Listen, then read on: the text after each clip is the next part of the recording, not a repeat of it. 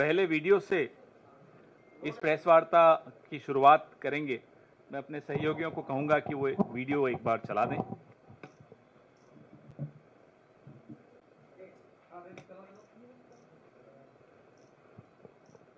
Volume. अब मैं अच्छी तरह जानता हूँ, एक बार थोड़ा सा दबाव डालो, थोड़ा सा धक्का मारो, डर के भाग जाते हैं। जैसे उधर से ट्रंप ने एक इशारा किया, फोन उठाया, कहा मोदी जी क्या कर रहे हो, नरेंद्र सरेंडर, और जी हजूर करके नरेंद्र मोदी जी ने ट्रंप के इशारे का पालन किया। आपको एक समय याद होगा जब फोन कॉल नहीं आया था, 7th फ्लीट आई थी, 71 की लड़ाई में 7th फ्लीट आई थी, हथियार आए थे, एयरक्राफ्ट कैरियर आया था। इंदिरा गांधी जी ने कहा मुझे तो जो करना है मैं करूंगी। ये फर्क है, इनका कैरेक्टर है। ये सारे के सारे ऐसे हैं। आजादी के समय से सरेंडर वाली चिट्ठी लिखने की आदत है, 1 सेकंड में थोड़ा सा दबाव पड़े भैया ये लो, हाँ, तो ये इनका कैरेक्टर है। धन्यवाद।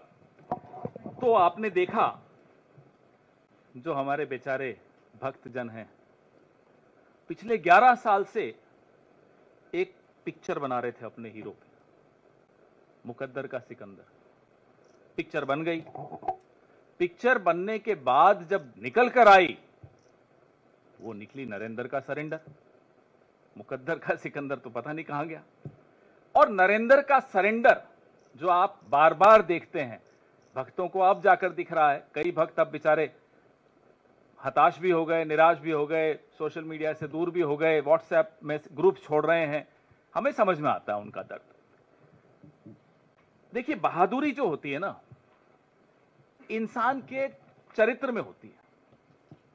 उसका कोई इंजेक्शन नहीं होता, कोई दवाई का डोज ले लिया, बूस्टर शॉट ले लिया, ये सब नहीं चलता। बहादुरी तो अगर है तो है, नहीं है तो नहीं। तो ये भक्तों के सरेंडर में बहादुरी बिल्कुल नहीं दिखेगी। कायरता का इतिहास इनका अपना, खुद इनके संगठन का खुद। जब इतिहास ही कायरता का है और ऐसा व्यक्ति अगर देश की बागडोर संभालता है तो देश का भविष्य खतरे में पड़ता है। वर्तमान में आपको सामने दिख रहा है। 10 मई की दोपहर को जब हमारी बहादुर सेना ने पाकिस्तान की गर्दन दबोच ली थी, हावी हो गई थी, अचानक फोन आता है ट्रंप साहब का, जैसा भी आपने राहुल जी को सुना। और फोन आकर बोला जाता है, नरेंद्र जी सरेंडर कर लीजिए। कड़क आवाज में बोला होगा, ये हमें पूरा भरोसा है। और यहां से भाई साहब जो हैं मिमियाते हुए सरेंडर कर गए। एक बार में निर्णय हो जाता कश्मीर का भी। पाकिस्तान घुटनों पर था, घुटनों से भी आगे हो जाता और ज्यादा पूरा नतमस्तक हो जाता। लेकिन फोन आ गया। और साहब को जब वहां से फोन आ जाए तो आप समझ सकते हैं कि हम तो वो सोच रहे हैं कि उनकी बॉडी लैंग्वेज, क्योंकि आजकल सोशल मीडिया पे बॉडी लैंग्वेज एक्सपर्ट्स भी बहुत हैं, उस वक्त बॉडी लैंग्वेज क्या रही होगी जब डोनाल्ड ट्रंप का फोन आया हो।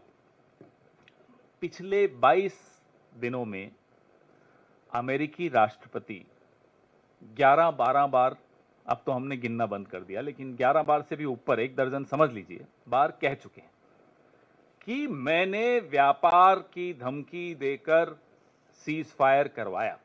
ये नहीं बोला उन्होंने कि मैंने प्यार से बोला, प्यार की भाषा इस्तेमाल की, व्यापार की भाषा इस्तेमाल की। मोदी जी का किसी ने अगर जवाब सुना हो तो बता दीजिए। कहीं कहीं आपने, आजकल तो बड़ा रोड शो कर रहे हैं, अपनी नसें दिखाते हुए, सिंदूर सिंदूर सिंदूर। कहीं आपको दिखा हो नरेंद्र मोदी ने कहीं जवाब दिया हो डोनाल्ड ट्रंप को? आंख उठाकर नहीं सुनाई देगा आपको। क्यों? क्योंकि नाम नरेंद्र, काम सरेंडर। ये हकीकत है इस व्यक्ति की जो पिछले 11 साल से इस देश की बागडोर संभाले हुए। 1 महीना हुआ, से ज्यादा ही हो गया। हम लगातार ये सवाल पूछ रहे हैं साहब, देश के आत्मसम्मान के साथ ये सौदा क्यों? हम पूछ रहे हैं पहलगाम के आतंकियों का क्या हुआ?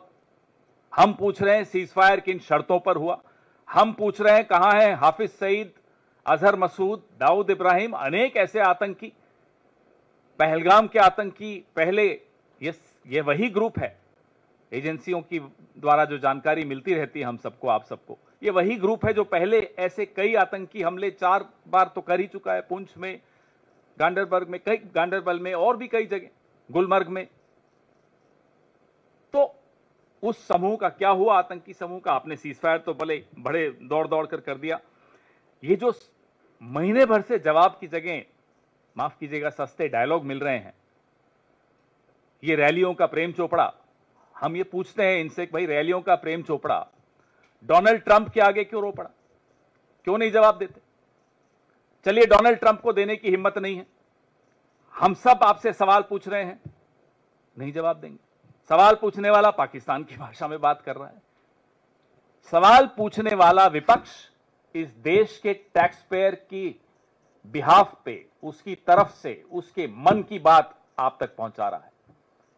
यह सवाल इस देश के टैक्स पेयर के मन में है, जो आपके सैकड़ों विदेशी दौरों का पैसा देता है, जो हथियार जो आप खरीदते हैं उसका पैसा देता है।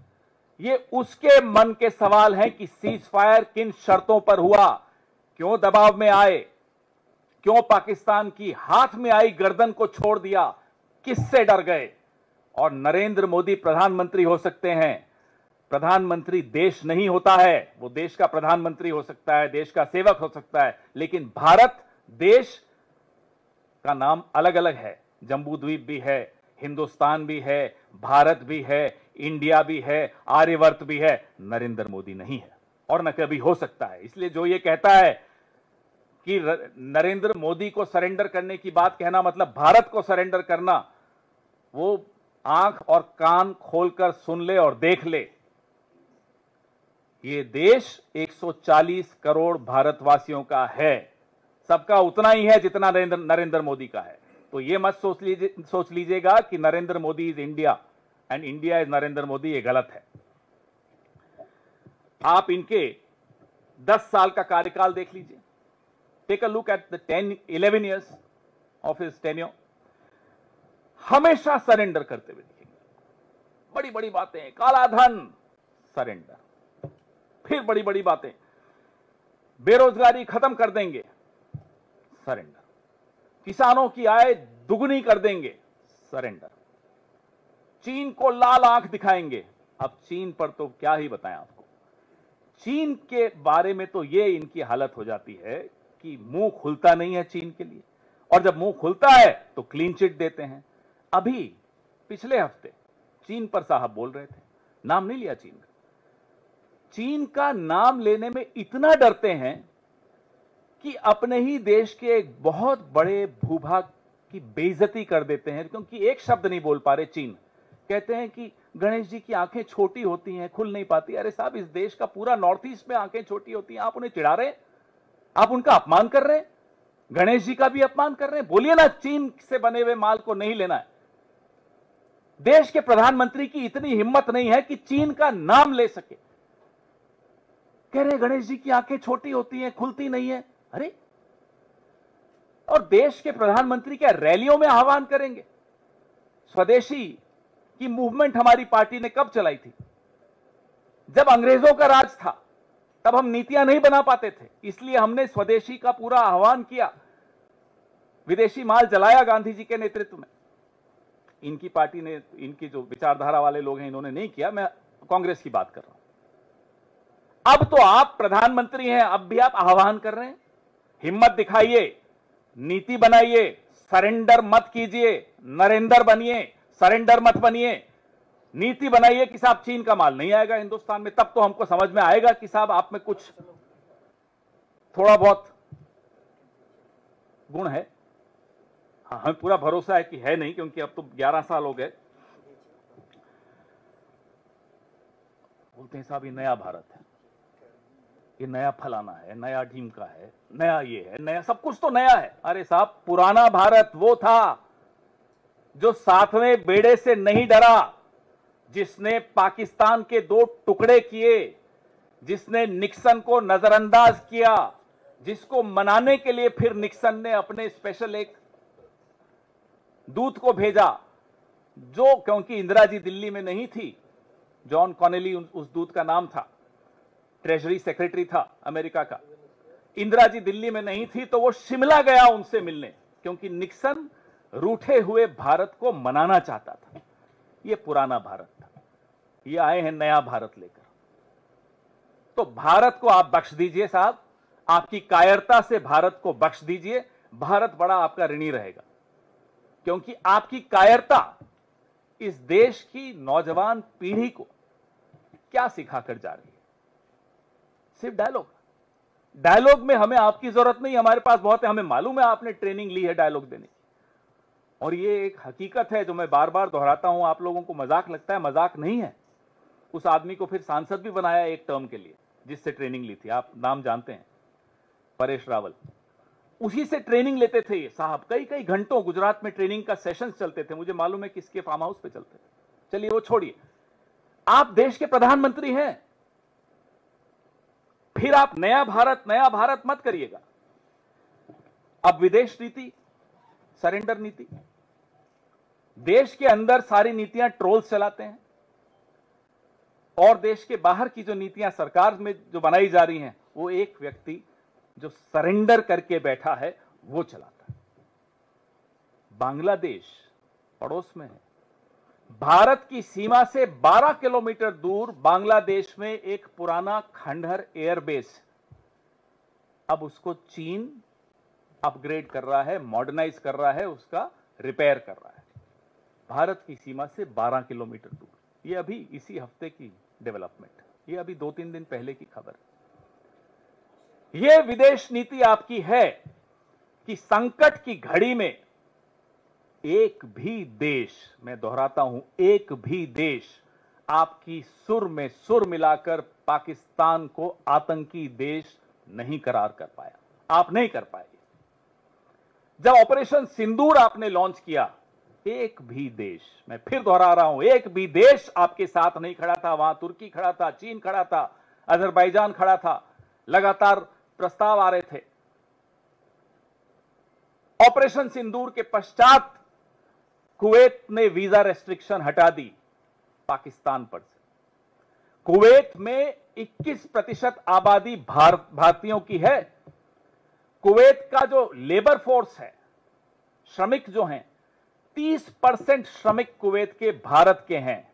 अब ऑपरेशन सिंदूर के बाद डोनाल्ड ट्रंप ने जब भारत और पाकिस्तान को हाइफनेट कर दिया, उसके बाद कुवैत और पाकिस्तान एमओयू साइन कर रहा है लेबर पे, श्रमिकों पे। ये हमारे यहां के श्रमिकों की हालत होने वाली है। ये है सरेंडर नीति। इसीलिए कहते हैं नाम नरेंद्र, काम सरेंडर। हमें बोलने में अच्छा नहीं लगता है, देश के प्रधानमंत्री हैं, लेकिन अगर देश का प्रधानमंत्री कायर निकले, बहादुर सेना, बहादुर देश, पूरा विपक्ष आपके पीछे खड़ा था, आप घुटनों पर आ गए, अमेरिका के दबाव से आ गए। सेना हतप्रभ, देश हतप्रभ, विश्व हतप्रभ, विपक्ष हतप्रभ, मीडिया हैरान, लेकिन साहब सरेंडर। इसीलिए कहते हैं नाम नरेंद्र, काम सरेंडर। बांग्लादेश का मैंने आपको उदाहरण दिया, चीन का उदाहरण दिया। आप नेपाल में आप लोग पास में ही है, जाते भी होंगे, गए भी होंगे पिछले 2-3 साल में। टैक्सी वालों से बात करके देखिए, सरकार के किसी अफसर से बात करके देखिए, किसी भी पार्टी के नेता से बात करके देखिए। आप ही में से कई लोग मुझे भी आकर बताते हैं, मैं तो बहुत सालों से नहीं गया। जो एंटी इंडिया सेंटिमेंट है नेपाल में, 10 साल पहले नहीं था। नेपाल में जब इतना भारी भूकंप आया, और हमारे मोदी जी कहते हैं कि वो भूकंप की जानकारी उन्होंने नेपाल को दी थी। आने के बाद, मतलब उसके बाद भारत ने वहां बहुत सहायता की, लेकिन नेपाल आज चीन से इतना समीप आ चुका है। अब ये बताइए, सरेंडर नीति आपकी नहीं है तो क्या है? जो कॉरिडोर की बात हो रही है लगातार, जो पाकिस्तान के साथ, कई और देशों के साथ चीन मिलकर कॉरिडोर जो बना रहा है, आप क्या कर पाए उसका? आप आईएमएफ का लोन रुकवा पाए तो बताइए। अभी मैं आपको एक और बताता हूं, वो क्रिएटिव चलाइए। अभी कुछ दिन पहले का मैं आपको 1 जून का फोटो दिखाता हूं आपको, बड़ी इसमें, ये 1 जून को प्रधानमंत्री जी मिल रहे हैं Asian development bank mister Masato Kanda से। ये 1 जनवरी का, 1 जून का। 3 जून को एडीबी $800 मिलियन पाकिस्तान को दे रहा है। ये अभी कल की बात है। ये 1 जून फोटो देखिए, नतमस्तक हाथ जोड़कर बैठे हैं, और 3 जून को देखिए क्या हो रहा है। अब बताइए, नरेंद्र सरेंडर नहीं है तो क्या है? और ये फोटो देख करके आपको लगता है भारत ऐसा कभी कर सकता है? भारत का कोई और प्रधानमंत्री कभी ऐसा कर सकता है? नहीं कर सकता। ये स्थिति हमारे देश की एक कायर प्रधानमंत्री ने बना दी। आप के साथ एक और नवरत्न है आपके कैबिनेट में, क्या नाम है? पराजय शंकर। अब पराजय शंकर चुप है बहुत दिनों से। पराजय शंकर चुप इसलिए हैं कि बेचारों को बोला जाता है अभी आप जवाब दो, फिर जवाब देते हैं तो ट्रोल हो जाते हैं। ऐसा नाकारा विदेश मंत्री, भाई आप हो सकते हैं पराजय शंकर, ये देश कभी पराजित नहीं हो सकता। भले ही इसका विदेश मंत्री पराजय शंकर हो, भले ही प्रधानमंत्री कायर हो, ये देश ऐसे लोगों को फिर से बैरक में भेजना जानता है। इस देश की सेना मजबूत है, मैं फिर से दोहराता हूं, यह देश मजबूत है, लेकिन इस देश की सरकार कायर है, इस देश के प्रधानमंत्री कायर हैं, इस देश का कैबिनेट में इतनी हिम्मत नहीं है कि प्रधानमंत्री को बोल सके कि कायरता बंद कीजिए, जवाब दीजिए। हम इंतजार कर रहे हैं कि पूरी जो शाखाओं में ट्रेन होकर अब कैबिनेट में घुसे हैं, सब तो नहीं शाखाओं से ट्रेन हुए, कुछ हमारे यहां से भी उधार लेकर गए हैं, कोई तो बोलेगा। देखते हैं। अब आपके सवाल। माइक दे दीजिए साहब।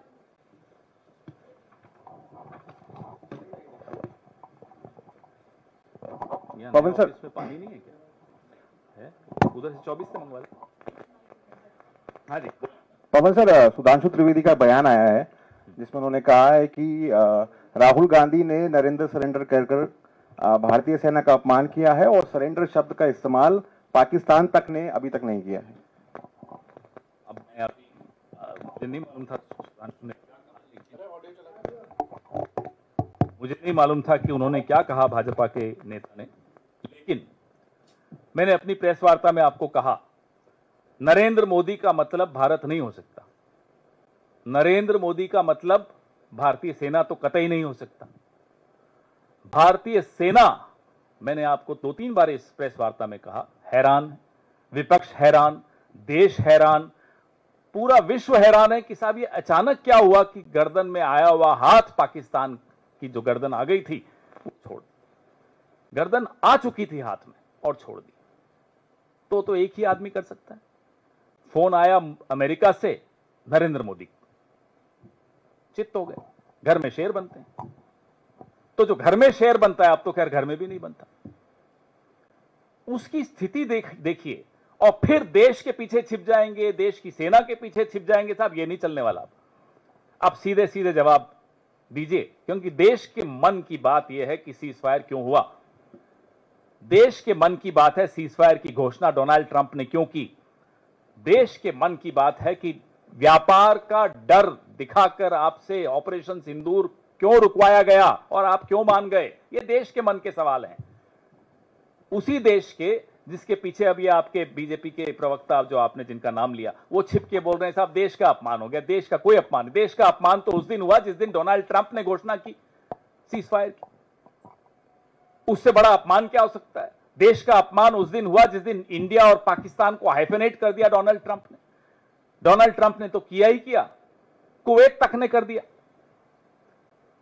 देश का अपमान उस दिन हुआ जिस दिन डोनाल्ड ट्रंप ने कहा कि मैं कश्मीर में मध्यस्थता करूंगा, कश्मीर का एक तरह से इस मुद्दे का अंतर्राष्ट्रीयकरण कर दिया और आप चुप रहे। यह होता है देश का अपमान। देश का अपमान पिछले 22 दिनों में आपकी इस मुद्दे पर चुप्पी है। इसलिए देश की बात मत कीजिए। मैंने आपको भारत के सारे नाम गिना दिए, वापस गिना देता हूं। आर्यव्रत, भारत, हिंदुस्तान, इंडिया, जम्बूद्वीप, इसमें नरेंद्र नहीं है।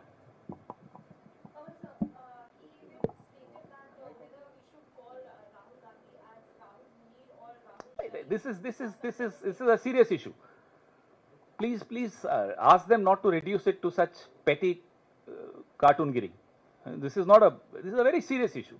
Countries' honor, credibility, which we have earned, successive governments have earned over the last 7.5 decades, is getting lost because of one man's cowardice. So jokes can't be a response. They have to also pull up their socks and come up with something very substantial as a response. They have to respond to all the questions that the taxpayer of India wants to have the answers for. Why did you buckle under pressure of America and quickly agree to a ceasefire, especially when you had an upper hand over Pakistan thanks to the brave army of India, brave armed forces of India? So when you had an upper hand, why did you let it go? Why did you get afraid of America? So the country needs these answers. Why are you afraid of even uttering the word China? When you were last week, when the Prime Minister was exhorting the country that let's boycott foreign goods and just use Indian goods, he did not have the courage to utter the word China. And in the process of describing China and Chinese goods, he ended up insulting a lot of our fellow Indians, saying that, small eyes that can't open. That's not the way how a Prime Minister should talk about a large part of India. In fact, that's the way my friends and brothers and sisters from the Northeast are trolled in the North. And that's what we keep fighting against them. Don't troll them like this. The Prime Minister of India was trolling. So ask them to be serious. When serious questions are asked, they should have somebody serious to respond. Not Parajay Shankar. The Prime Minister himself must respond to these questions. And that's why we've been demanding a special session of Parliament. Sir मेरा सवाल है इधर से, पवन sir मेरे पास सवाल है।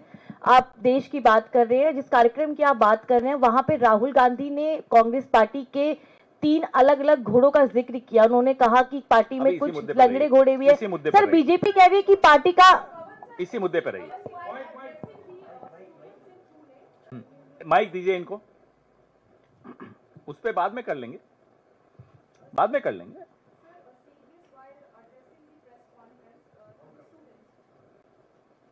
Serious while addressing the students in university in Pune, he said that Pakistan wanted to bring India to their knees in 48 hours, but bow down in 8 hours.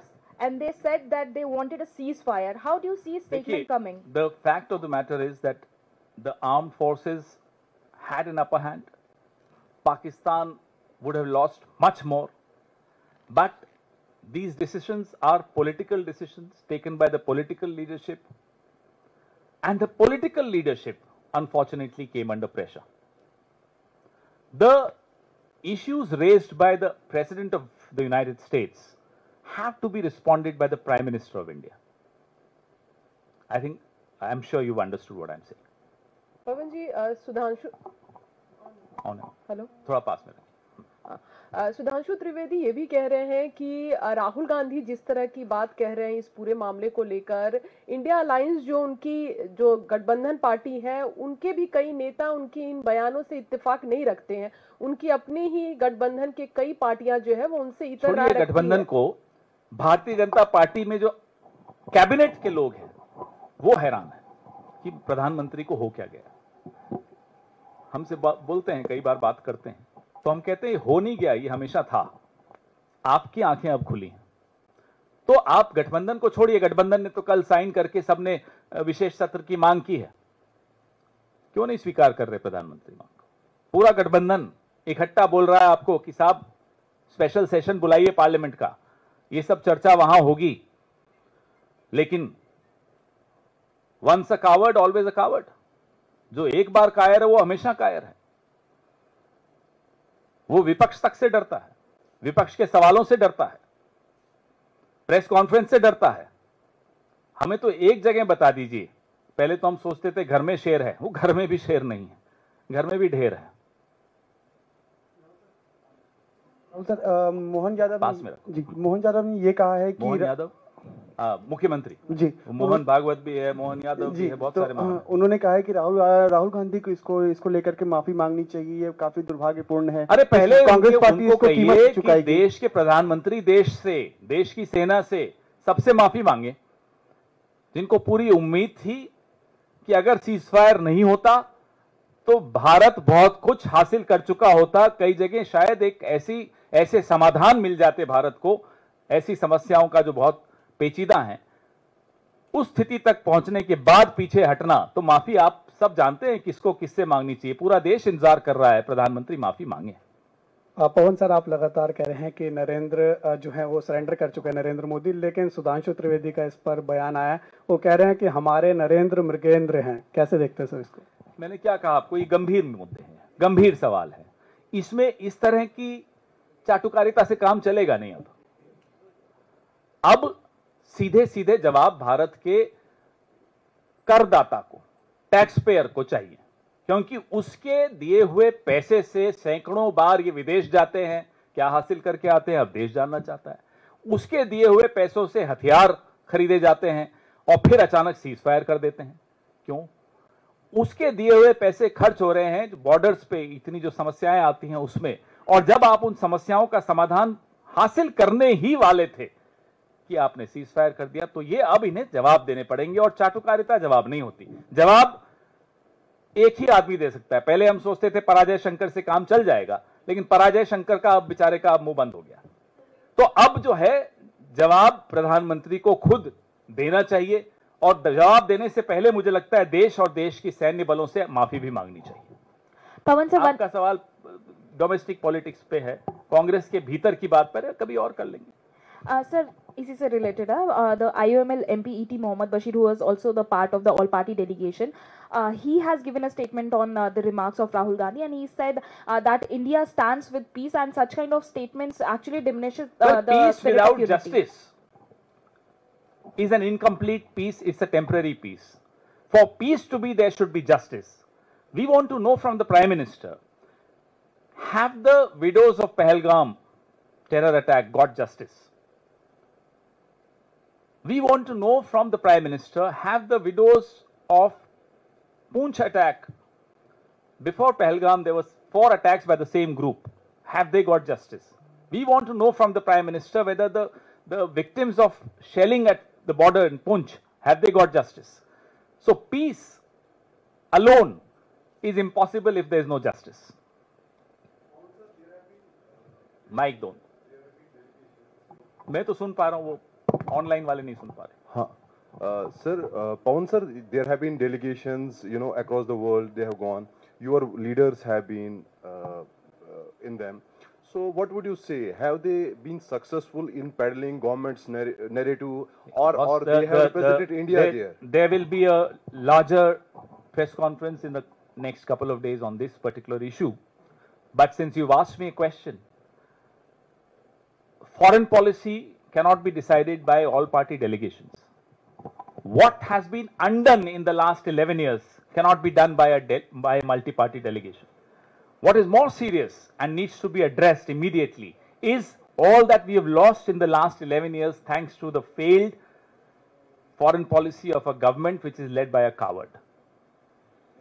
Sir एक सवाल, आप जिस तरीके से लगातार सवाल उठा रहे हैं, राहुल गांधी भी आप सीधे तरीके से बोल रहे हैं, बीजेपी ये कह रही है कि आप एक बार बात करते हैं कि आप देश के साथ हैं, देश का सम्मान करते हैं, सर्वदलीय अगर प्रतिनिधिमंडल बाहर जा रहा है तो उसका भी सपोर्ट करते हैं, लेकिन जब सीज फायर की बात आती है, देश की सेना जो युद्ध लड़ रही थी उसकी बात आती है, तो ये सेना का अपमान है। आप लोग सेना के अपमान कर रहे हैं। प्रधानमंत्री सेना नहीं है, प्रधानमंत्री भारत नहीं है। भारत का नाम जम्बूद्वीप, आर्यवर्त, भारत हिंदुस्तान, इंडिया। और भी कोई हो तो मुझे बताइएगा। मेरी जानकारी जो अभी मुझे याद आई, ये 5 ही नाम है। नरेंद्र मोदी नाम नहीं है।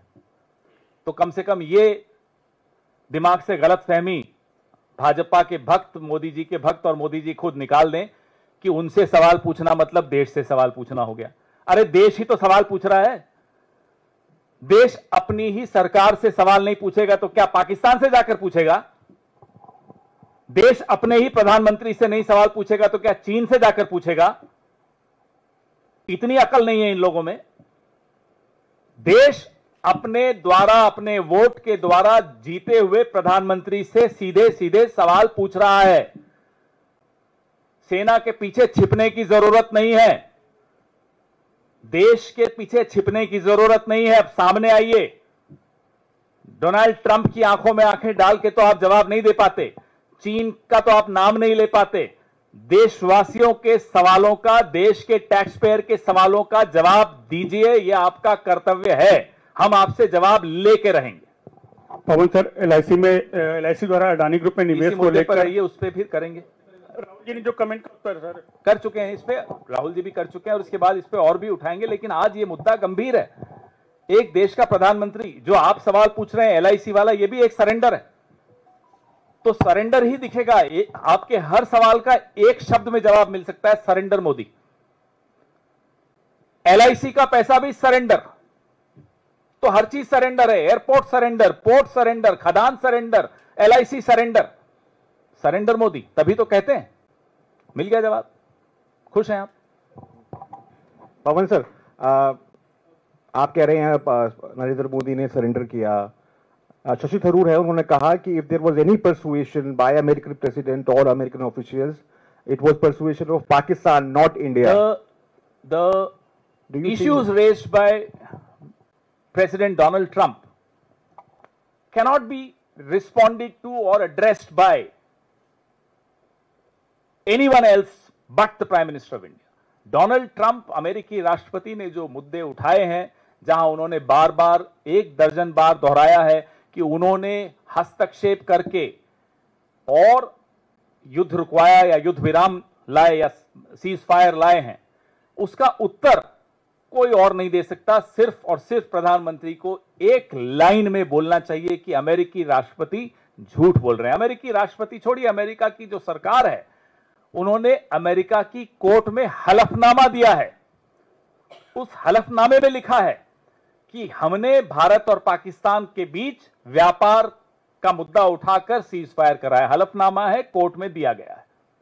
इसलिए यह जवाब कोई और नहीं दे सकता। यह जवाब खुद प्रधानमंत्री को एक लाइन में देना है कि अमेरिकी राष्ट्रपति झूठ बोल रहे हैं। हम उनके साथ होंगे, हम मान जाएंगे झूठ बोल रहे हैं।